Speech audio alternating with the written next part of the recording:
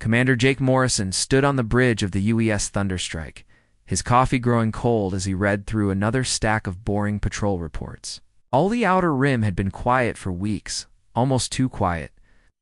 That's when Communications Officer Lisa Hayes burst through his peaceful morning with news that would change everything. "Sir, we're getting a wideband distress signal. It's coming from the Zilani system, about 6 hours away if we push the engines hard." Morrison set down his reports and walked over to Lisa's station. The transmission was crackling with static, but the desperation in the alien voices was crystal clear. Even through the universal translator, you could hear the fear. The Zilani were one of those peaceful species that the galaxy seemed full of. They spent their time growing beautiful gardens and creating art that could make you cry. They had never hurt anyone, never started a war, never even raised their voices in anger, which made them perfect targets for the Korath raiders. Morrison studied the data streaming across Lisa's screens. The situation was worse than he first thought. The Korath had been hitting Zilani colonies for 3 weeks straight. Their defense systems were primitive at best. Basically nothing more than early warning sensors and some old mining equipment they had converted into makeshift weapons. "How many civilians are we talking about?" Morrison asked, though he was already dreading the answer.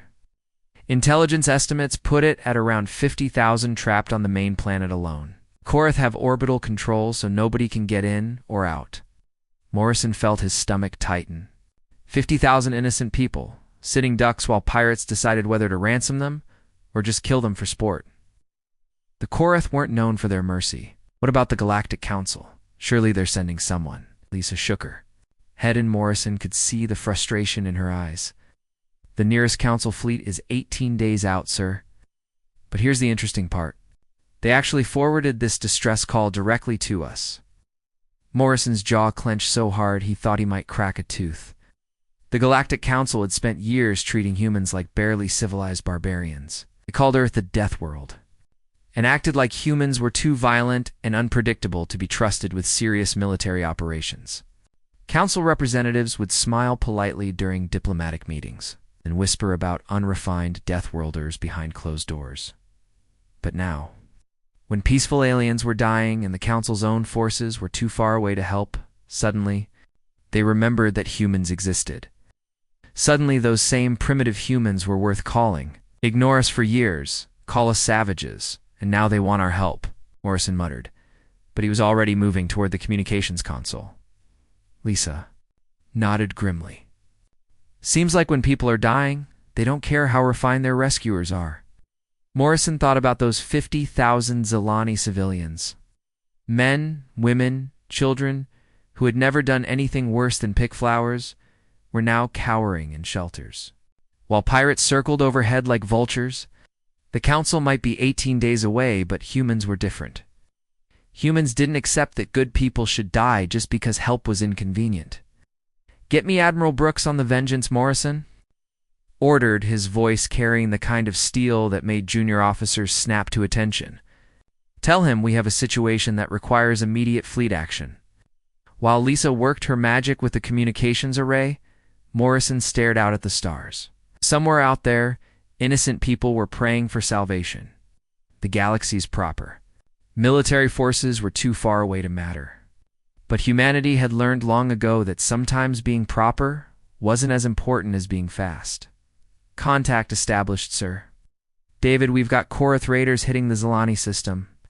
50,000 civilians trapped, Council forces 18 days out. How soon can we move?" Admiral Brooks's voice came through, clear and determined. "Jake, my fleet can be ready to jump in 20 minutes. What's the tactical situation?" "Bad. They've got orbital control and they're not playing games. This isn't a negotiation situation." "Understood." "Lisa, prep all ships for immediate combat operations. Send a message to those Korath bastards." Lisa looked confused. "What message, sir?" Morrison smiled, but it wasn't a pleasant expression. "Tell them the cavalry is coming, and remind them that humans don't negotiate with pirates." Admiral David Brooks gathered his best people in the war room aboard the Vengeance. The massive holographic display in the center showed the Zilani system in painful detail. Captain Maria Rodriguez from the stealth ship Stealth Hawk sat across, From Major Tom Wilson, whose Marines were already suiting up for what promised to be a bloody fight. Commander Morrison had just arrived from the Thunderstrike, still carrying the grim determination that had started this whole operation. Brooks activated the tactical display, and 47 red dots appeared around the blue marble that represented the Zilani homeworld. Each dot was a Korath Raider ship, and together they formed a web of death around the peaceful planet below. Intelligence confirms 47 hostile vessels in a loose blockade formation. Brooks began, his finger tracing the enemy positions. The Korath are using their standard playbook here. Overwhelming numbers against a target that can't fight back. Captain Rodriguez studied the formation with the eye of someone who had spent years learning how to kill things without being seen. Her stealth ship was humanity's answer to the galaxy's assumption that space combat had to be loud and obvious. "Admiral, look at their sensor configurations," she said, pulling up technical readouts. "These pirates have been fighting Council species for so long. They've optimized everything for detecting Council technology. Their sensors are looking for the wrong signatures entirely." Brooks nodded approvingly. The Galactic Council had standardized everything, from weapons to sensors to ship designs. It made their military predictable, which was exactly what pirates like the Korath counted on. But humans had never been ones to follow someone else's rulebook. "How close can you get before they spot you?" Brooks asked. Maria smiled, and it was the kind of smile that made enemy captains wake up in cold sweats. "Sir, with our adaptive hull coatings and electronic warfare suite, I could probably park next to their flagship, and they wouldn't know until I started shooting." Major Wilson leaned back in his chair, and Brooks could see the barely contained excitement in the Marine officer's eyes. Tom's boys had been training for months without seeing real action, and Marines without a fight were like caged wolves. "Your Marines ready for boarding operations?" Wilson's grin was downright predatory. "Admiral, my boys have been practicing on training scenarios for so long they're practically bored to tears. These Korath Raiders just volunteered to be live fire. Exercises. They picked the absolute worst system to terrorize." Brooks pulled up ship manifests on his personal tablet. The human fleet wasn't the largest force in the galaxy, but it was built different. Where other species designed ships for long-range bombardment and formal battle lines, humans had learned to fight dirty. Every ship in the fleet was designed to get in close, hit hard, and disappear before the enemy knew what happened. "Here's how we're going to do this," Brooks continued, highlighting different sections of the Korath formation. "The Council would send a diplomatic message, demand surrender, maybe spend a few days negotiating while those civilians suffer. We're not the Council." Commander Morrison nodded grimly. "The Korath have been raiding peaceful colonies for months. They've had plenty of chances to change their ways. Now, they get to meet some people who actually fight back. The human fleet moved through space like ghosts. Their hulls were coated with materials that absorbed sensor pings instead of reflecting them. Their engines ran silent, using technology that other species dismissed as unnecessarily complex.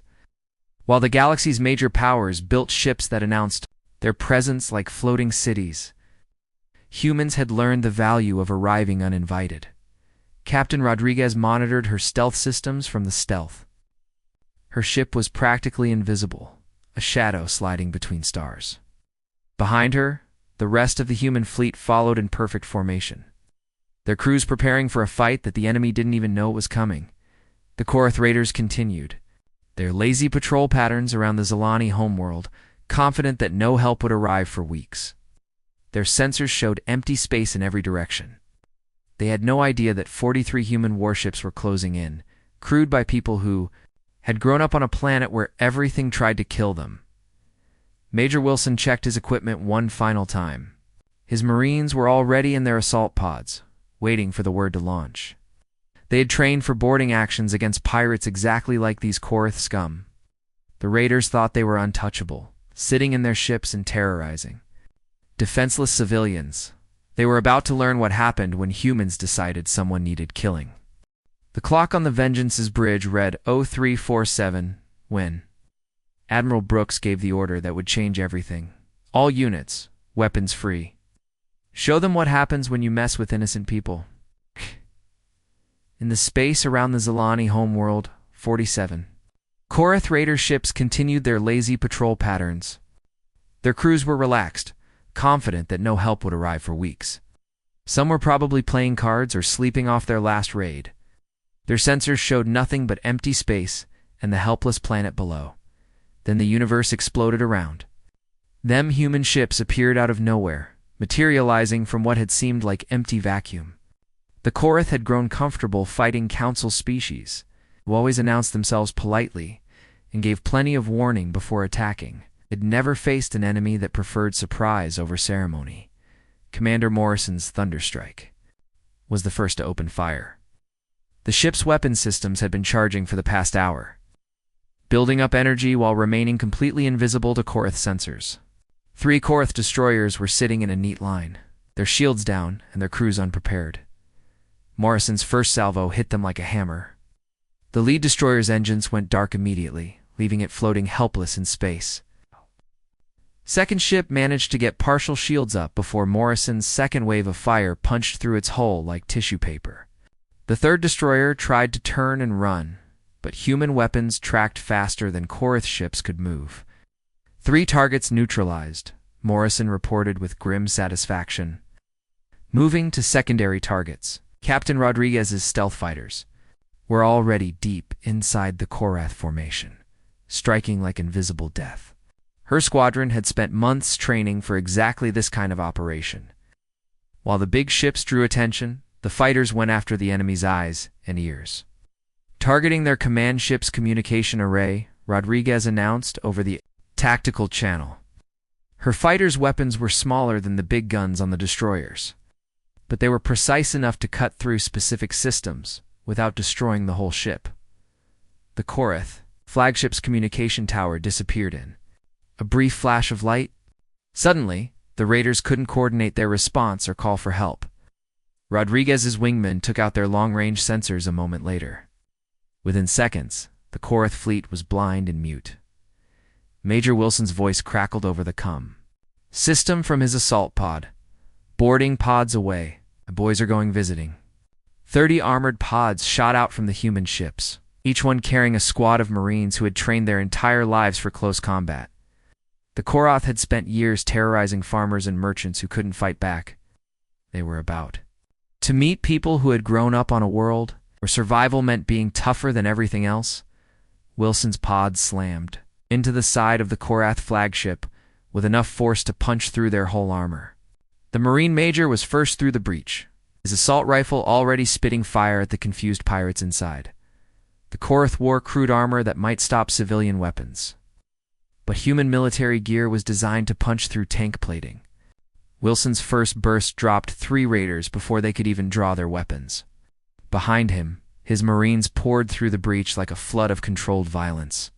Deck 1 secured, Wilson reported, advancing through corridors filled with panicking aliens. These pirates fight like children. My grandmother could take half of them. The Korath had built their reputation on overwhelming weaker opponents with superior numbers and firepower. But numbers didn't matter when the enemy could appear out of nowhere and disappear just as quickly. And firepower was useless when the other guy's weapons could cut through your best armor like butter.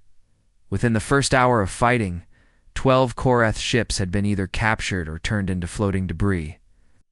The remaining raiders finally realized they were facing something completely different from their usual victims. Panic spread through their ranks like wildfire. Admiral, we're intercepting Korath communications, Lisa Hayes reported from her station. They're trying to organize a retreat.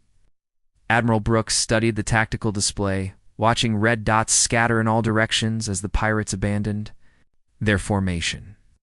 Some species might have let them run, satisfied with driving off the attackers.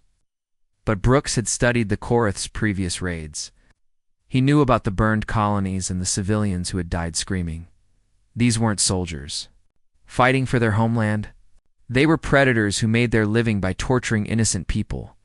And Brooks had learned long ago that the only way to deal with predators was to make sure they never hunted again. All ships pursue and destroy, Brooks ordered coldly. No Korath vessel leaves this system operational. Major Wilson and his Marines moved through the captured Korath flagship like they owned the place. Every corridor they entered fell silent except for the sound of their boots on metal deck plates. The Korath raiders, who had spent months terrorizing defenseless civilians, suddenly found themselves face to face with humans who had grown up fighting for survival every single day. Wilson kicked open the door to what looked like a crew quarters. 3 Korath pirates were huddled behind an overturned table, clutching weapons that looked more like tools than actual military gear. They started shooting the moment they saw him, but their energy bolts barely scratched his combat armor. "Is that the best you've got?" Wilson asked, almost disappointed. His return fire put all 3 down before they could reload. These weren't warriors. They were bullies who had never met anyone capable of fighting back. Behind him, Sergeant Davis shook his head in disgust. "Major, these guys are pathetic." "My nephew's paintball team would give them a better fight," Wilson had to agree. The Korath had built their reputation by picking on peaceful species who didn't know how to fight dirty. They used overwhelming numbers and basic fear tactics against farmers and shopkeepers. But humans had learned warfare from a planet where everything, from the weather to the wildlife, was actively trying to kill them. "Admiral, we've got the command center," Wilson reported into his comm unit. "Their leader is alive and demanding to speak with whoever's in charge. He seems to think he's in a position to negotiate." Admiral Brooks's voice came through, clear and cold. "Put him through, Tom. Let's hear what this piece of garbage has to say." The Korath chieftain was a massive creature, easily twice the size of any human. His armor was decorated with trophies from previous raids, and his weapons were clearly designed more for intimidation than actual combat. When the translation software kicked in, his voice came through as a mixture of desperate threats and pathetic attempts at bargaining. "You have made a grave mistake attacking the Korath Syndicate," the alien leader snarled. "We have allies throughout this sector. Release us now, and we might consider sparing your primitive worlds." Wilson almost laughed out loud. This moron still thought he was in control of the situation. Brooks' response was delivered in the kind of tone that made veteran Marines straighten their spines. "You have exactly one opportunity to surrender every ship in your fleet. Any vessel that tries to run gets destroyed. Any resistance gets you all killed. You have 60 seconds to decide." The Korath chieftain's response was everything Brooks had expected. More threats, more bluster, more empty promises about revenge and retaliation. The alien clearly couldn't comprehend that his reign of terror was over. Brooks cut the communication and turned to Commander Morrison. "Dake, execute Operation Clean Sweep. I want every Korath ship in this system either captured or turned into scrap metal." Morrison nodded grimly. "Understood, Admiral. All units, weapons free. Hunt them down." The remaining Korath vessels tried to scatter like roaches when the lights came on. Their ships peeled away from the planet in every direction, hoping that sheer numbers would let some of them escape. It was the same tactic that had worked against Council forces, who would typically pursue 1 or 2 ships while letting the others get away. But humans weren't Council forces. Human ships were faster. Their crews were better trained, and they understood something about warfare that more civilized species had forgotten. Sometimes the only way to protect innocent people was to make sure the bad guys never got another chance to hurt anyone, Captain. Rodriguez's stealth fighters picked off the fleeing raiders like a hunter taking down panicked deer. Her weapons systems tracked multiple targets simultaneously, and her pilots had trained for exactly this kind of pursuit operation. "Splash for more bandits," Rodriguez reported with professional satisfaction. "These guys fly like they learned in a simulator." The Korath ships were designed for raiding defenseless colonies, not fighting actual military forces. Their engines were loud, their maneuvers were predictable, and their weapons couldn't penetrate human armor at any meaningful range, Commander. Morrison's Thunderstrike cornered a group of 5 raiders trying to escape through the system's asteroid belt. The Korath pilots thought the rocks would provide cover, but Morrison's crew had trained in asteroid fields that would have crushed these amateurs. "Target locked," his weapons officer announced, firing. The asteroid belt lit up with explosions, as Korath ships tried and failed to use the rocks as shields. Human weapons could track targets through debris fields that would blind other species. Sensors, within 6 hours of the first attack, The Korath threat was completely eliminated. Some ships had been captured intact for intelligence purposes. Others had been destroyed when their crews chose to fight rather than surrender. But none had escaped to terrorize another innocent colony. Major Wilson stood in the captured flagship's command center, looking out at the debris field that had once been a pirate fleet. "Admiral, the Zilani system is secure. These bastards won't be hurting anyone ever again." The Zilani delegation that came aboard the Vengeance looked nothing like what most humans expected from aliens. They were tall and graceful, with large eyes that seemed to hold depths of emotion that their translators couldn't quite capture. Ambassador Thale, their senior diplomat, kept staring at Admiral Brooks like he couldn't quite believe what had just happened. Admiral Brooks Thale began, his voice trembling through the universal translator. "We have searched our language for words that could express our gratitude, but we find ourselves lacking. The Korath Syndicate had been terrorizing our colonies for 3 months. Our children couldn't sleep. Our farmers couldn't tend their fields.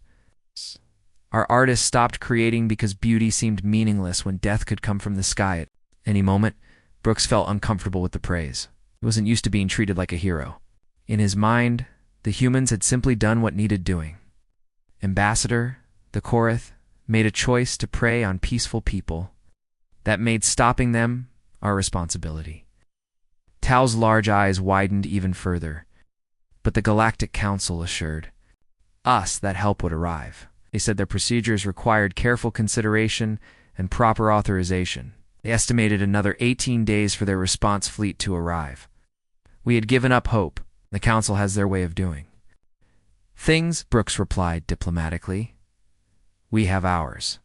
What Brooks didn't mention was the message he had received from the Council just 2 hours after the fighting ended. The official communication had been full of bureaucratic language about unauthorized military action and violation of established protocols. Between the lines, though, Brooks could read their real message. The Council was terrified that humanity had just demonstrated how useless their careful procedures really were. News of the human intervention spread through galactic communication networks faster than anyone expected. Within hours, every major species had detailed reports of how a small human fleet had eliminated a pirate organization that had been terrorizing the Outer Rim for years. The reaction was immediate and intense. Species that had spent decades dismissing humans as primitive Deathworlders suddenly found themselves reevaluating everything they thought they knew. Diplomatic channels that had been closed to human representatives for years were suddenly requesting emergency meetings. Captain Rodriguez walked into Admiral Brooks' ready room with a stack of data tablets and a smile that could have powered a small city. "Admiral, you're going to want to see these communication logs. We're getting contact requests from everyone." Brooks looked up from his own pile of paperwork. "Define everyone." "The Altarian Trade Federation wants to hire us as security escorts. The Vegan Agricultural Collective is asking if we'd consider establishing a permanent patrol route through their territory. The Centauri Mining Guild wants to discuss protection contracts." Rodriguez paused and grinned wider. "And the Galactic Council wants to schedule a formal meeting to discuss enhanced cooperation in peacekeeping operations." Brooks almost laughed. The same council that had been ignoring human diplomatic overtures for years now wanted to talk about cooperation. How many protection requests total? 17 systems so far, and the number keeps growing every hour. Seems like word travels fast when you actually solve problems instead of just talking about them. The truth was that the galaxy had been living with piracy and raiding for so long that most species had accepted it as an unavoidable part of life.